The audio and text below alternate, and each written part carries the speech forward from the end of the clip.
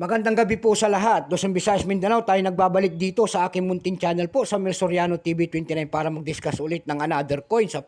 Ayan po sa ating harapan. Magandang gabi po at ito ay ating hilig, ang pangungulikta ng barya. Dinidiscuss natin one by one kung magkano na ang kanilang mga halaga dito sa aking YouTube channel po. Ayan. Magandang gabi po sa aking mga subscriber po kung saan kayong dako ng mundo po. Thank you so much po. Yun namang hindi nakapag-subscribe. Ang gusto nyo ang ganito mga topic po about coins. Ayan po. Ayan, makikisuyo sana ako. Ayan, baka pwede makisuyo sa inyo. Pakipindot naman ang ating notification bell, subscribe, and like para ma-update po kayo sa mga latest ko pang gagawin mga video po. At malaking tulong na po yan dito sa aking YouTube channel ang inyong gagawin. Lalo na rin doon sa aking FB page po. Maraming salamat din po sa nanonood doon. Ay, thank you so much din. Ayan po.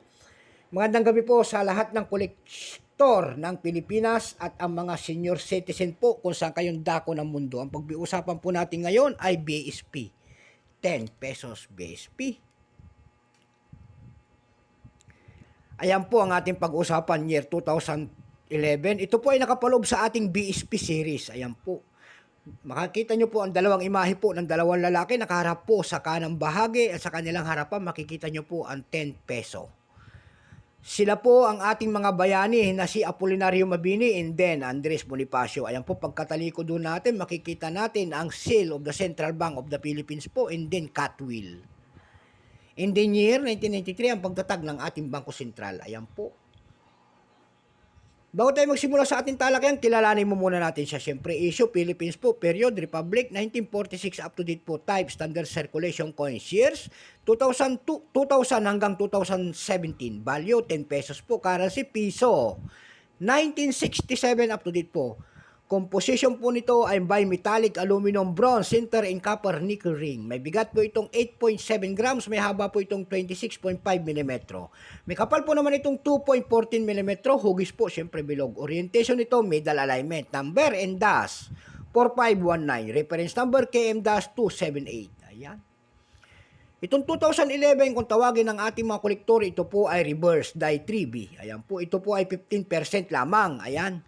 Wala pa pong vintage at ito po ay ating ginagamit pa. Pandagdag po ng pambili po ng ating mga bigas at malaking tulong yan. 10 pesos po yan. May price na po ito kung tawagin ng ating mga kolektor doon sa ating numista. Yung kanyang very fine 38, extra fine 50 at almost uncirculated nito ay nagkakahalaga po ng 57 pesos. Ayan. Dako naman tayo sa kanyang mga selling price sa mga platform na pandaigdigan. Doon sa ating ebay.com, nakakita na tayo nagbebenta nito ng $7.29. Sa Carousel PH naman po, nakakita ko tayo nagbebenta doon ng seller po ay si John Alitatag. Yung 2011 niya, binibenta niya po doon ng 5,000 pesos only. Ayan, ang seller po ay si John Alitatag po. Ayan, baka sinabi nyo, magsisinungaling tayo kaya kinuha natin ang ating kanyang pangalan. Ayan po, napakalaki naman po ng halaga. Ayan, sa kanya yan at siya may hawak niyan kaya nakapasok na siya sa platform kaya hindi natin siya mapipigilan. So hanggang dito na lamang po. God bless po sa lahat and take care.